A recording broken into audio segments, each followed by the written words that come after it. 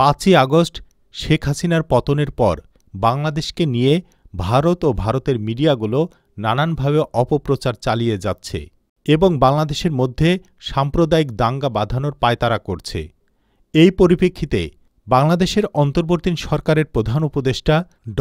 মোহাম্মদ ইউনূস বাংলাদেশের রাজনৈতিক সকল দলের সঙ্গে আজ মতবিনিময় করেছেন এবং জাতীয় ঐক্য গঠনের আহ্বান করেছেন।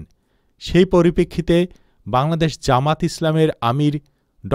মোহাম্মদ শফিকুর রহমান কি বলেছেন চলুন আমরা শুনে আসি। মাননীয় প্রধান উপদেষ্টা আজকে সমস্ত দলের জাতীয় নেতৃবৃন্দকে এখানে আহ্বান জানিয়েছিলেন। আমরা সেখানে এসেছিলাম। দল মত আমাদের ভিন্ন, আদর্শ আমাদের ভিন্ন, পথ আমাদের এক। পথটা হচ্ছে বাংলাদেশকে রক্ষা করতে হবে। এই সব কিছুর ঊর্ধ্বে উঠে দেশ আমাদের সবার, শুধু রাজনৈতিক দল না, আমাদের সকলের, জনগণের একটা বিশেষ অংশ আপনারাও, এবং আপনাদের ভূমিকাও কিন্তু গত আন্দোলনে কারো কারো না থাকতে পারে, কিন্তু নির্বিশেষে অনেক সহায়ক ছিল। এই জন্য সেই ভূমিকার জন্যও আমি আপনাদেরকে অভিনন্দন এবং ধন্যবাদ জানাচ্ছি। আগামীর বাংলাদেশ গঠনে পথে পথে আমরা বিভিন্ন অন্তরায় দেখতে পাচ্ছি। বিশেষ করে পার্শ্ববর্তী দেশ, তারা আমাদের প্রতিবেশী। আমরা তাদের সাথে প্রতিবেশী সুলভ সম্পর্ক চাই, কিন্তু সাম্প্রতিক কিছু ভূমিকা ছিল অত্যন্ত উস্কানিমূলক, অসহিষ্ণু, অগ্রহণযোগ্য। আপনারা এটা দেখেছেন।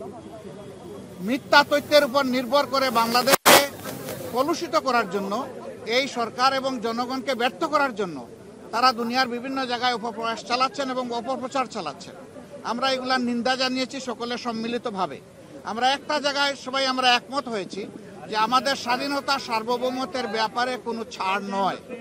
এখানে আমরা সিমেন্টেড থাকবো, যেমন অতীতে ছিলাম, যেমন সম্প্রতি 5 আগস্টে এই 24 সালে আমরা ছিলাম, এইটাই আমাদের অব্যাহত থাকবে।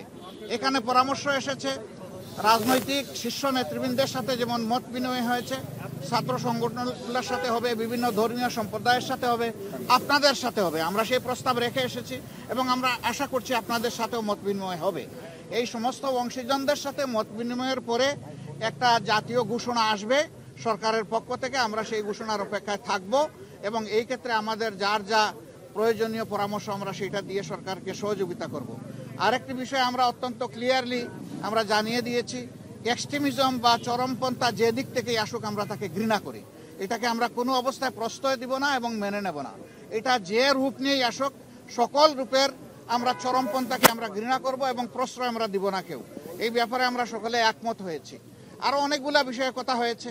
আমাদের দেশের ভাবমূর্তি নষ্ট যারা করছে তাদেরকে বুঝানো যে তোমরা আমাদের প্রতিবেশী, আমরা যদি ভালো থাকি তোমরাও ভালো থাকবা, আমরা ভালো না থাকলে তোমরা ভালো থাকবা কেমনে। এই বিষয়গুলো তো আসবে, অবভিয়াসলি আসবে। তো সেই বিষয়গুলো নিয়েও আলোচনা হয়েছে। আমরা আশা করছি জাতি ঐক্যবদ্ধভাবে ইনশাআল্লাহ আগামী দিনের সকল চ্যালেঞ্জ মোকাবেলা করে আমরা চূড়ান্ত সফলতার দিকে এগিয়ে যাব। চূড়ান্ত সফলতা অর্জন না হওয়া পর্যন্ত আমাদের ঐক্য অটুট এবং মজবুত থাকবে।